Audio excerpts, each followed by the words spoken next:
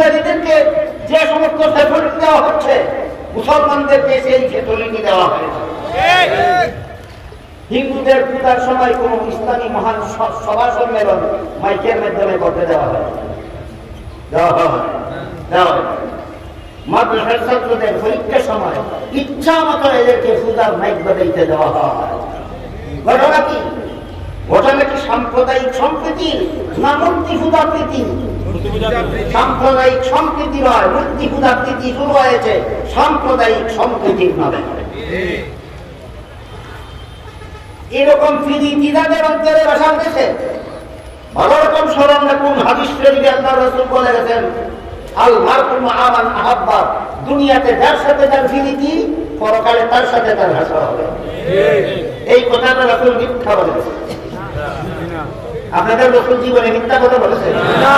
এই কথাটা মিথ্যা বলেনি। যার সাথে তোমার প্রীতি, তার সাথে তোমার হাসর হবে। মূর্তি পূজারীদের সাথে তোমার প্রীতি, সে প্রীতি শুধু দিয়ে চলে তো, আর ইসলাম ধর্মের সাথে শুধু বিমাতা সুরবাচরণ করে চলে তো, তোমার হাসর হবে মূর্তি পূজারীদের সাথে।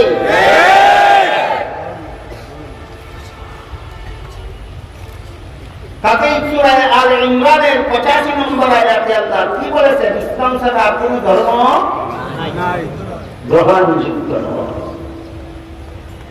এটাও ইসলামের বিশুদ্ধ মতবাদ।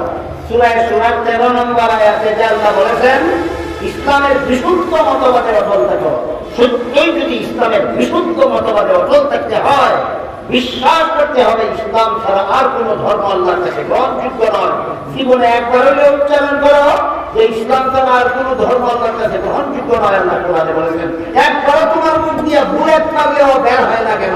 মূর্তি পূজা প্রীতির কারণে।